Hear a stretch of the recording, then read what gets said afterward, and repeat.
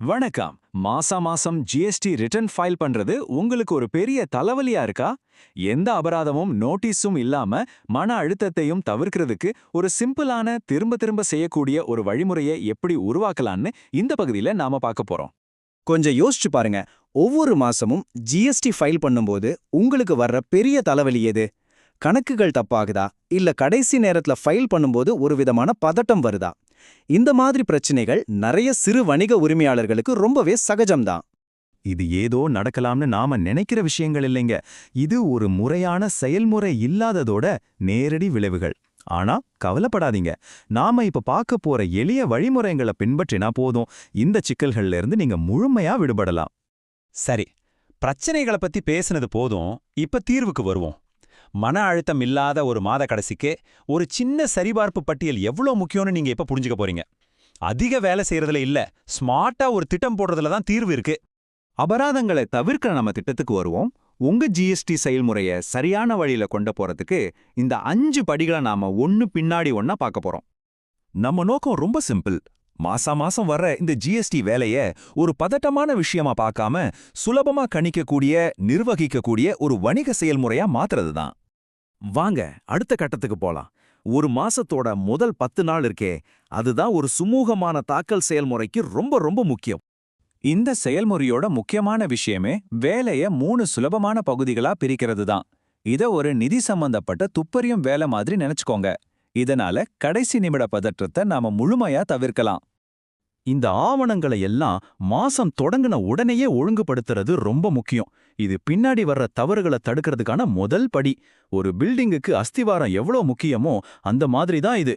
இது சரியா இருந்தா மத்த எல்லாமே தானா சரியா அமையும்.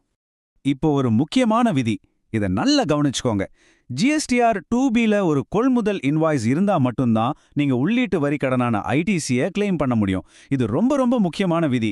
அதனால தான் நம்ம வாங்கின பில்லையும் ஜிஎஸ்டிஆர் 2Bயையும் ஒப்பிட்டு பார்க்கணும். அப்போதான் நமக்கு சேர வேண்டிய ₹1 கூட மிஸ் ஆகாது. ஓகே, இப்ப நாம அடுத்த கட்டத்துக்கு வந்தாச்சு.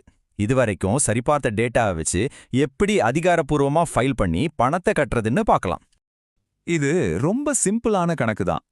நீங்க வாடிக்கையாளர்கள் கிட்ட இருந்து வசூல் பண்ண வரியிலிருந்து நீங்க உங்க பிசினஸ் கொள்முதலுக்கு செலுத்தின வரியை கழிக்கணும். பாக்கி வர்றது தான் நீங்க கட்ட வேண்டிய நிகர ஜிஎஸ்டி. இந்த கணக்கீடுகள்லாம் உங்களுக்கு கொஞ்சம் குழப்பமா இருந்தா கவலையப்படாதீங்க. நேதி டாக்ஸ் சொல்யூஷன்ஸ் மாதிரி நிபுணர்களோட உதவியை நீங்க நாடலாம்.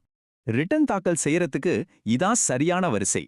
ஒவ்வொரு படிக்கும் ஒரு கடைசி தேதி இருக்கு, அதை கவனமா பாத்துக்கணும். சரியான நேரத்துல தாக்கல் செஞ்சாலே அபராதங்களை தவிர்த்திடலாம். ஜிஎஸ்டி இணக்கம்ங்கிறது மாசம் ஒரு தடவை செய்யற வேலை மட்டும் இல்லைங்க. இது வருஷம் முழுக்க உங்க பிசினஸை பாதுகாக்கிற சில நல்ல பழக்கங்களோட தொகுப்பு. இந்த நடவடிக்கைகள் எல்லாம் உங்க நிதி கவசம் மாதிரி. ஒரு வலுவான, பாதுகாக்கக்கூடிய இணக்க நிலைக்கு இதுதான் அடித்தளம். இது உங்க பதிவுகளை எப்பவுமே தெளிவா வச்சுக்க உதவும். வணிக உரிமையாளர்கள் பொதுவா செய்யற தவறுகளை பத்தி இப்ப பார்க்கலாம். இது நாம இதுவரைக்கும் பார்த்த படிகள் ஏன் அவ்வளவு முக்கியம்னு உங்களுக்கு இன்னும் நல்லா புரிய வைக்கும். நிறைய பிசினஸ் இங்க தான் தடுமாறுது. இந்த ஆபத்தில் உள்ளது பகுதியில் இருக்கிற விஷயங்கள் உங்களுக்கு பழக்கமானதா தெரிஞ்சா கவலைப்படாதீங்க.